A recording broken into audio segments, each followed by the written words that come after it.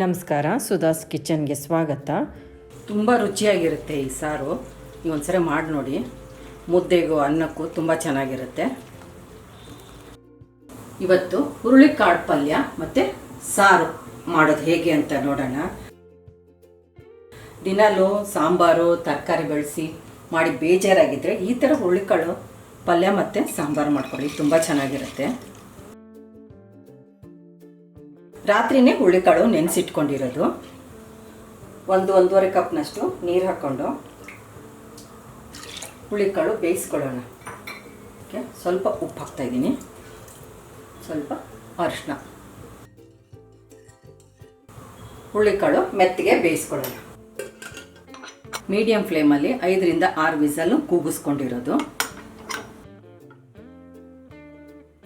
ಚೆನ್ನಾಗಿ ಮೆತ್ತಗೆ ಬೆಂದಿದೆ.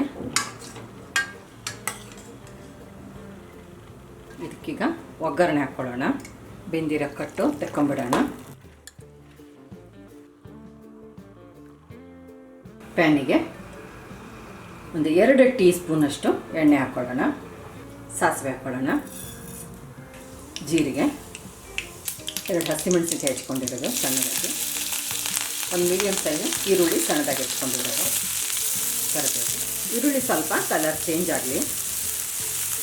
ಈರುಳ್ಳಿ ಎಲ್ಲ ಫ್ರೈ ಆಗಿದೆ. ರುಚಿಗೆ ತಕ್ಕಷ್ಟು ಉಪ್ಪು ಸೇರಿಸ್ಕೊಳ್ಳೋಣ.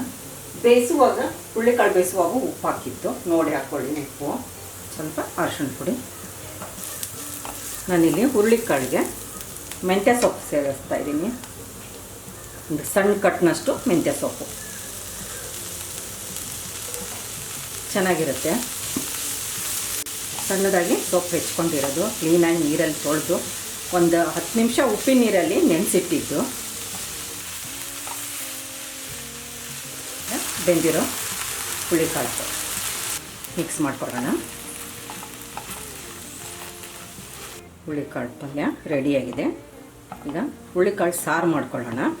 ಪ್ಯಾನಿಗೆ 2 ಟೀ ಸ್ಪೂನಷ್ಟು ಹುರುಳಿಕಾಳು ಹಾಕ್ಕೊಳ್ಳೋಣ. ಮೀಡಿಯಂ ಫ್ಲೇಮಲ್ಲೇ ಹುರ್ಕೊಳ್ಳೋಣ. ಹುರುಳಿಕಾಳೆಲ್ಲ ಪಟಪಟ ಅಂತ ಸಿಡಿತಾ ಇರೋದು. ಈ ಥರ ಆಗೋವರೆಗೂ ಹುರ್ಕೋಬೇಕು. ಇದನ್ನು ತೆಕ್ಕೊಂಬಿಡೋಣ. 1 ಟೀ ಸ್ಪೂನಷ್ಟು ಧನಿಯಾ, ಒಂದು ಅರ್ಧ ಟೀ ಸ್ಪೂನಷ್ಟು ಜೀರಿಗೆ, 1/4 ಟೀ ಸ್ಪೂನ್ಗಳ ಕಡಲೆ, ಮೆಂತ್ಯ, ಒಂದು 8-10-15 ಕಾಳು ಮೆಂತ್ಯ ಕಾಳು, 4 ಕಾಳು ಮೆಣಸು, 2 ಟೇಬಲ್ ಸ್ಪೂನಷ್ಟು ಸಣ್ಣದಾಗಿ ನಾನು ಕಾಯಿ ಹೆಚ್ಕೊಂಡಿರೋದು. ಅದನ್ನು ಸ್ವಲ್ಪ ಬೆಚ್ಚಗೆ ಮಾಡ್ಕೊಳ್ಳೋಣ. ಮೆಂತ್ಯ ಜಾಸ್ತಿ ಹಾಕಬೇಡಿ, ಜಾಸ್ತಿ ಹಾಕಿಬಿಟ್ರೆ ಕಹಿ ಆಗಿಬಿಡುತ್ತೆ ಸಾರು. 8-10 ಕಾಳು ಸಾಕು, ಬೇಕಾದಷ್ಟು ಆಗುತ್ತೆ.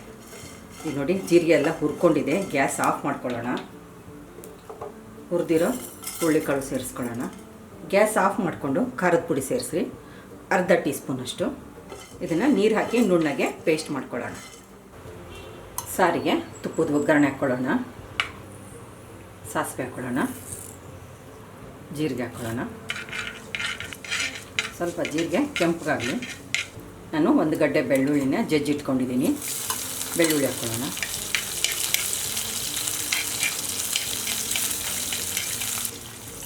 ಒಣಮೆಣಸಿನ್ಕಾಯಿ.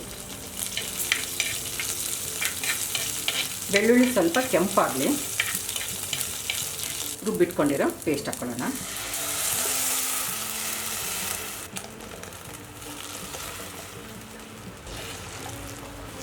ಒಂದು ಕಪ್ನಷ್ಟು ನೀರು ಹಾಕ್ಕೊಂಡಿರೋದು.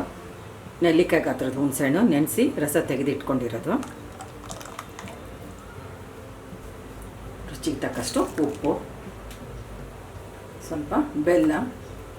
ಈಗ ಕಟ್ಟು ಸೇರಿಸ್ಕೊಳ್ಳೋಣ.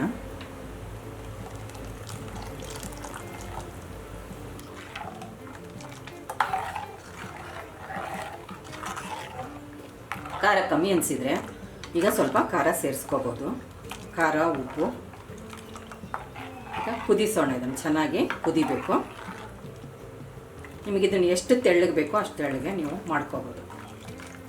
ಸಾರು ಕುದೀತಾ ಇದೆ. ಕೊನೆಯದಾಗಿ ಸ್ವಲ್ಪ ಕೊತ್ತಂಬರಿ ಸೊಪ್ಪು ಹಾಕೊಳ್ಳೋಣ.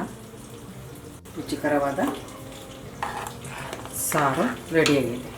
ನಮ್ಮ ಚಾನಲ್ಗೆ ಸಬ್ಸ್ಕ್ರೈಬ್ ಮಾಡಿ, ಬೆಲ್ ಐಕಾನ್ ಒತ್ತಿ, ಹಾಗೂ ವಿಡಿಯೋಸ್ನ ಲೈಕ್, ಶೇರ್ ಮತ್ತು ಕಾಮೆಂಟ್ ಮಾಡಿ.